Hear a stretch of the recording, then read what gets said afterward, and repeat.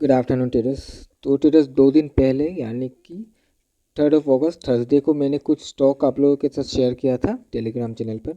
और इसका मैंने आपको रीज़न भी बताया था क्यों मैं ये सारे स्टॉक शेयर कर रहा हूँ। तो चलिए देखते हैं कि इन स्टॉक का क्या हुआ है।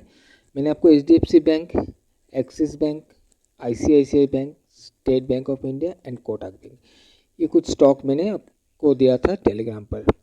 तो चलिए देख लेते हैं इन सारे स्टॉक का क्या हुआ है। तो हम चार्ट पर चलते हैं और एक एक करके देखते हैं। सबसे पहले HDFC बैंक। HDFC बैंक को अगर आप देखोगे तो इसने यहाँ कहीं ओपन होकर जो जोन मैंने आपको बताया था एग्जैक्टली इसी को टकराया और यहीं से ये सपोर्ट फॉर्म करके ऊपर चला गया है। उसी के साथ नेक्स्ट स्टॉक था हमारा एक्सिस बैंक। एक्सिस बैंक का भी ओपनिंग पॉजिटिव था, ये भी नीचे आया, लगभग इसी जोन के आसपास आया और यहीं से सपोर्ट फॉर्म करके फिर ऊपर चला गया। तो यहाँ पर एक जोन था, रेजिस्टेंस एरिया था, जहाँ पर जाकर इसने टकराया, फिर नीचे आकर फिर टकरा कर कहीं यहाँ पर ही क्लोजिंग दिया हुआ है। और next axis bank. Axis bank को भी अगर आप देखोगे तो इसने इसी जोन से सपोर्ट लिया है, इसका ओपनिंग पॉजिटिव ही था, नीचे आया, इसको यहाँ कहीं नीचे से ये ब्रेक इनसाइड होते हुए ऊपर चला गया है। एक्सिस बैंक के बाद है हमारे पास SBIN। SBIN गिर गया है, लेकिन अगर आप देखोगे ये तो बाद में गिरा है, लेकिन यहाँ से अगर देखोगे ओपनिंग पॉजिटिव था, इसने इसी जोन से सपोर्ट लिया, सपोर्ट लेकर फिर ऊपर गया और यहाँ कहीं एक एरिया था रेजिस्टेंस एरिया, इसको जाकर टकराया और टकराने के बाद ये सस्टेन कर नहीं पाया, ये एकदम से गिर गया है। ठीक है, चलिए कोई नहीं। और एक हमने बताया था आपको कोटक बैंक, और कोटक बैंक को भी अगर देखोगे इसका भी ओपनिंग पॉजिटिव ही था, नीचे आया, एग्जैक्टली इसी लेवल को टकराने के साथ साथ यहाँ पर एक बाइंग प्रेशर हमें देखने के लिए मिला है और प्राइस देखिए ऊपर।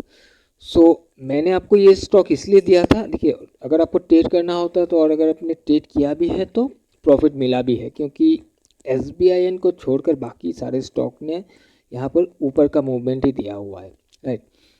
अब मैंने इसको शेयर इसलिए किया था कि अगर आप बैंक निफ्टी में ट्रेड करने जाओगे तो सिर्फ बैंक निफ्टी का चार्ट अगर देखोगे तो नहीं होगा, उससे आप ट्रेड नहीं कर पाओगे। कि बैंक माइक्रो टाइम फ्रेम खोल के आप बैठ गए, 15 मिनट्स हो, 5 मिनट्स हो, कोई भी हो, बैठ गया, यहाँ पर एक ट्रेंड लाइन बनाओगे, यहाँ पर एक रेजिस्टेंस बनाओगे, कुछ इस तरीके से एक लाइन बनाओगे बैंक निफ्टी के चार्ट पर, और फिर बैठ गए ट्रेड के लिए। इसके ब्रेकआउट पर हम पुट बाई करेंगे, इसके ब्रेकआउट पर कॉल बाई करेंगे, तो इस तरीके से नहीं होगा। आपको तो सबसे पहले बैंक निफ्टी का जो भी कंपोनेंट है उस पर ध्यान देना पड़ेगा, उसको समझना होगा कि वो किस लेवल पर ट्रेड कर रहा है, क्या वो रेडी है ऊपर जाने के लिए, या फिर ये ऊपर जाने के बजाय ये गिरेगा, गिरने के लिए रेडी है या गिर सकता है। तो वो चीज़ को आपको सबसे पहले समझना होगा, क्योंकि देखिए बैंक निफ्टी ऐसे मूव नहीं करेगा। अगर बैंक निफ्टी में आप सोच रहे हो कि बैंक निफ्टी आप ट्रेड कर रहे हो, आप बाई कर रहे हो, ऊपर जा रहा है, ऐसा नहीं है। बैंक निफ्टी में जो भी मूवमेंट आपको दिखता है इसके कंपोनेंट से ही आता है। ये जो भी HDFC bank, ICICI axis bank हो गया, जो बड़े बड़े बैंक हो गया, इसका जब ऊपर का मूवमेंट या नीचे का मूवमेंट होता है तभी बैंक निफ्टी में भी आपको मूवमेंट दिखता है। बैंक निफ्टी अपने आप मूव नहीं करता है, ये डेरिवेटिव है, यहाँ से डिराइव होकर जाता है बैंक निफ्टी में। इसका जो इम्पैक्ट बैंक निफ्टी में आता है इनके स्टॉक से ही आता है, राइट। तो सबसे पहले तो आपको ये चीज़ को समझना होगा। अब कहीं बैंक निफ्टी में अपने कोई चार्ट खोल के बैठ गया, फॉर एग्जांपल कुछ इस तरीके से, एक मिनट मान लेते हैं, ऐसे करके ऐसे आपने देखा, एक यहाँ पर ट्रेंड लाइन लगाया, कुछ इस तरीके से ब्रेकआउट करके बैठा है या ब्रेकआउट के सामने बैठा हुआ है, और आप उसको बाय करना चाहते हो, लेकिन इसका जो भी कंपोनेंट है वो गिर रहा है या फिर वो रेजिस्टेंस पर है, राइट। तो आप इसको बाय करने से क्या आप सोच, ये ऊपर जा सकता है? कभी भी नहीं, राइट। मान लेते कि आपने देखा कि बैंक निफ्टी हायर हाई बनाकर क्लोजिंग हुआ है, इसके कंपोनेंट को आपने कुछ देखा नहीं, लेकिन अगर ये हायर हाई बना के क्लोजिंग हुआ है, नो डाउट कंपोनेंट में भी पॉजिटिविटी होगा जिस वजह से इसने हायर हाई बनाया हुआ है।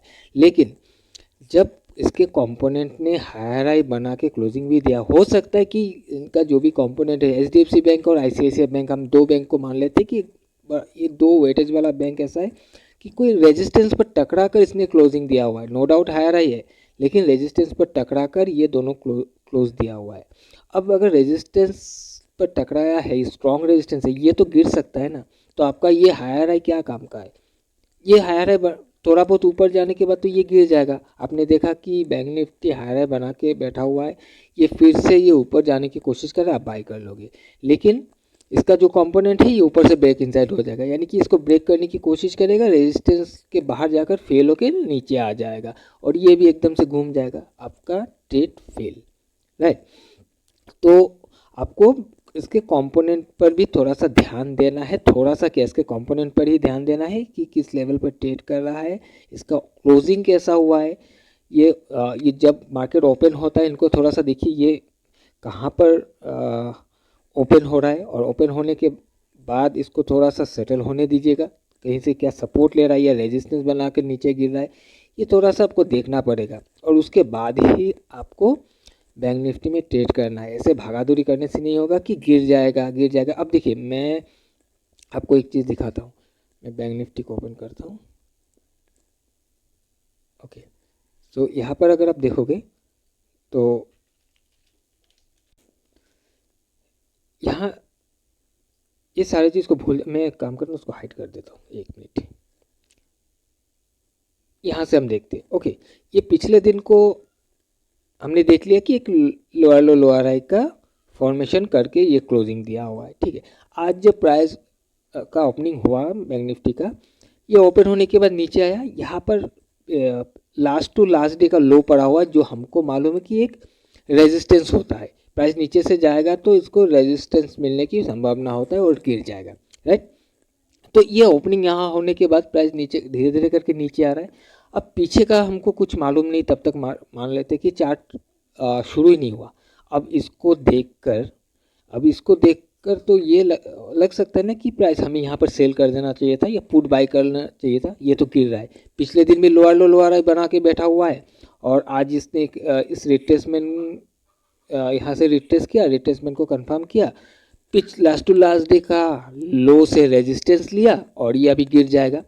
ये भी तो सोच हो सकता है ना कि यहाँ से फिर हमको ट्रेड को बनाना चाहिए था, लेकिन मैंने तो यहाँ पर बनाया नहीं है, राइट। मैंने वेट किया कि अगर इसको गिरना होगा तो हमारे पास कुछ एरिया था, कुछ कंफर्मेशन था, कुछ फॉर्मेशन था कि वो फॉर्मेशन यहाँ पर वो स्ट्रक्चर को रेडी करेगा। अदरवाइज मेरा जो व्यू था लास्ट ट्रेडिंग सेशन के लिए कि इसको अपने वॉलेटिलिटी को चेंज करना चाहिए, यानी कि ऊपर की दिशा में घूमना चाहिए। ये ऑलरेडी 3 दिन गिर चुका है, back to back red candle बना चुका है, लोअर लो लोअर का फॉर्मेशन कर चुका है और ऐसा नहीं होता है, मार्केट ऐसा नहीं गिरता है, ये एक दिन घूमना पड़ेगा, राइट। क्योंकि प्रॉफिट बुकिंग होगा ना, यहाँ से कोई भी सेल करके आया हुआ है, यहाँ पर आने के बाद काफ़ी ज़्यादा प्रॉफिट उनको दिख रहा है, वो तो प्रॉफिट बुक करेंगे और प्रॉफिट बुकिंग में प्राइस ऊपर के साइड में मूव करेगा। तो मैं वेट कर रहा था कि कहीं से ना कहीं से इसको सपोर्ट लेके घूमना होगा, तब जाकर हम इसको ट्रेड करेंगे।